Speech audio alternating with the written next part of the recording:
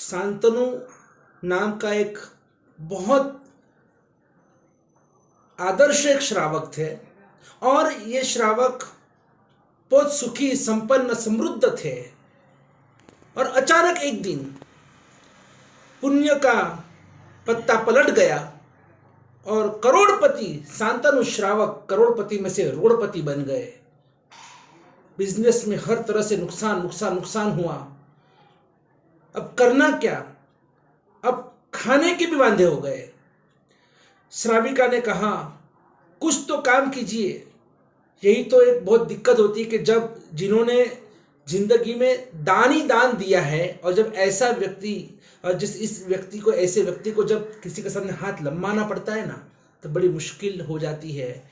वो मन ही नहीं मानता है। और शांतनु श्रावक का भी ऐसे ही हुआ कि किसके सामने हाथ फैलाऊं, किसको मैं मदद की पुकार करूं। और अचानक एक दिन श्राविका ने श्रावक से कह दिया, तो एक काम कीजिए, अब और कोई भी हमारे पास रास्ता बचा नहीं है।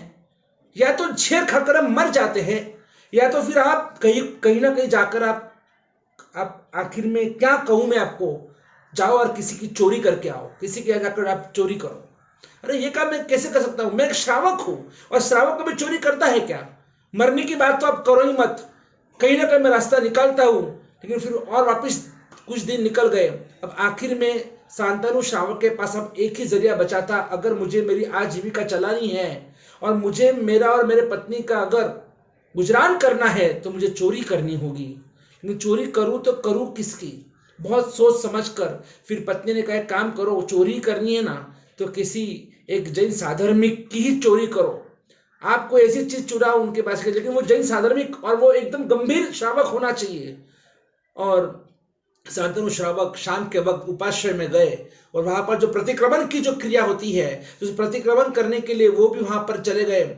और उन्होंने देखा कि इतने सारे श्रावक, इसमें बहुत सारे करोड़पति है। और कहते हैं कि जब प्रतिक्रमण सामयिक की विधि होती है ना, तब कोई भी हमारे शरीर के ऊपर कोई भी आभूषण अलंकार नहीं रखने चाहिए, सब निकाल कर और साइड में रखने चाहिए। क्योंकि जब श्रावक जब सामयिक करता है, प्रतिक्रमण की क्रिया करता है, तो उस समय श्रावक और श्राविका समनो इव सावो हवई जम्मा एन कारणम भोसो सामयं कुज्जा।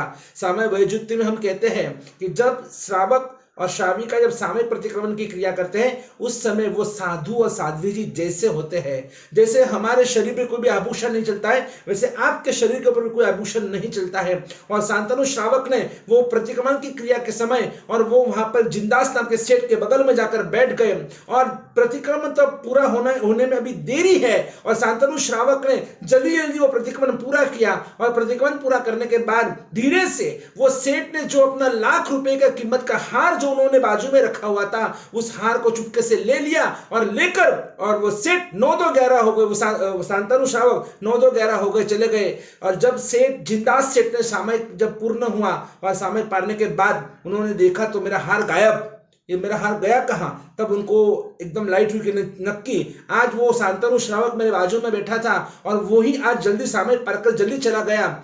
ये निश्चित है कि उसने ही मेरा हार लिया है। हम होते तो क्या करते? चिल्ला चोड़ करते, कितनी निंदा करते, कितनी अपभ्रंशना करते। हम तो उसके पर इज्जत की धज्जियां उड़ा देते। लेकिन वो एक गंभीर महाश्रावक थे और वो जिंदास सेठ ने सोचा कि नहीं, ये शांतनु श्रावक जैसा इतना महान श्रावक वो आज मेरा हार लेकर गया, इसका मतलब नक्की कहीं ना कहीं उसे बहुत बड़ी तकलीफ होनी चाहिए। और शांतनु श्रावक की तकलीफ को समझकर और जिंदास सेठ मौन रहे और अपने आप को कोसने लगे कि मेरा जैसा इतना करोड़पति, धनपति, कुबेरपति मेरा जैसा एक श्रावक होते हुए भी आज मेरे साधर्मिक की क्या दशा है। नहीं, मैंने ही ये गलती की है कि मैंने ही अपने साधर्मिकों की, यानी कि मेरे जो जैन है, मैंने उनकी उपेक्षा की है। मैं ऐसे करोड़ों रुपए खर्च करता हूं और मैंने अपने कभी मेरे श्रावकों की क्या हालत है मैंने कभी ये देखा भी नहीं, सोचा भी नहीं। ये मेरी गलती है। और देखो, खूबी देखो कि ये शांतनु श्रावक घर पे गए, उन्होंने अपने पत्नी को हार बताया और वो हार देखने के बाद पत्नी ने सोचा कि नहीं, आपने भले हमने जो भी का गलत तो किया ही है, चोरी करना ये कोई धर्म नहीं, अधर्म है, पाप है, महापाप है, और वो भी धर्म स्थान में जाकर चोरी करना, तो अब करे क्या? और उस समय शांतनु श्रावक को पत्नी ने कहा, काम करो, इसको आप बेच के आओ। इसको बेचू तो बेचू कहां? या तो गिरवी रखो, लेकिन कहाँ? एक काम करो, वही जिंदा सेठ के आप उसके पीढ़ी पे जाओ और उसके वहां जाकर उनको ये हार बताओ और उनसे आप पैसा लो। और वो शांतनु श्रावक और जिंदा सेठ के यहाँ जाता है, जिंदा सेठ के पास जाकर और वो उस हार को जिंदा सेठ को अर्पित करता है कि सेठ ये हार और मुझे पैसे चाहिए। हार को देखते ही वो सेठ समझ जाता है ये तो मेरा ही हार है, अरे ये तो मेरा ही हार है।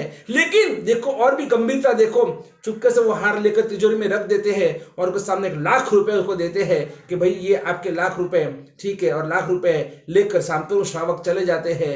मन तो ऐसा खा रहा है, मन तो ऐसा खा रहा है, लेकिन फिर भी शांतनु श्रावक वही 1 लाख रुपए से वापस बिजनेस करते हैं, करोड़ों रुपए कमाते हैं और वापस वो 1 लाख रुपए देने के लिए जिंदा सेठ के पास वापस आते हैं कि सेठ ये लो आपके 1 लाख रुपए ब्याज के साथ मैं लौटाने आया हूं। आपने मेरे ऊपर इतना उपकार किया, आपने मेरी इज्जत रखी, वो चोर मैं ही था कि जिन्होंने आपका हार चुराया था, सेठ मुझे माफ करो। जिंदा सेठ ने कहा भाई कौन सा हार? ये मेरा हार है ही नहीं। नहीं सेठ आप झूठ बोल रहे हो, ये आपका ही हार है। हम तो ऐसे है ना कि मंदिर उपाश्रय में जाते हैं ना और तो भी चप्पल नहीं पहनकर, पुरानी चप्पल भी होगी ना तो एक चप्पल पूर्व में एक पश्चिम में रख के आते, कहीं मेरी चप्पल को ले न जाए। और ये देखो कैसी उदारता, ये श्रावक की उदारता देखो। और जिंदा सेठ ने एकदम दिल से और शांतनु श्रावक को गले लगा दिया कि नहीं ये मेरी गलती थी कि मुझे आपका ध्यान रखना चाहिए। और ये है हमारी साधर्मिक भक्ति, ये है परोपकार धर्म, ये है निस्वार्थपना, ये है हमारी उदारता। और ऐसी उदारता हमें आज की तारीख में रखनी जरूरी है, क्योंकि आज ये लॉकडाउन जितना बढ़ रहा है, हमारे बहुत सारे साधर्मिक आज दुखी है। आज उनकी चिंता हमें करनी होगी। जो मिडिल क्लास है, मिडिल क्लास तो पूरा पिस चुका है, ना वो कुछ कर सकता है ना सोच सकता है। ऐसी कठिन स्थिति के अंदर हमें जो भी ये जो संस्था है, जो ग्रुप्स है, जो साधर्मिक भक्ति के लिए जो किट दे रहे हैं, जो गुप्त रूप से उनकी भक्ति कर रहे हैं, उनकी मैं दिल से अनुमोदना करता हूं। और मैं इतना ही कहना चाहता हूं कि किसी के बहते हुए आंसुओं को सुखाने दो मुझे, किसी के बहते हुए आंसुओं को सुखाने दो मुझे, और किसी के घाव पे मरहम तो लगाने दो मुझे। जलाए होगे मैंने बहुत से चिराग, जलाए होगे मैंने बहुत से चिराग, पर आज एक बुझती हुई शमा को जलाने दो मुझे, आज एक बुझती हुई शमा को जलाने दो मुझे। जय गिरिराज, जय आदिनाथ। आप भी ऐसे साधर्मिक भक्ति जरूर करना। आप गरीबों की खूब उत्तम सेवा करना। आज जरूरत है आप सभी की, ध्यान रखना।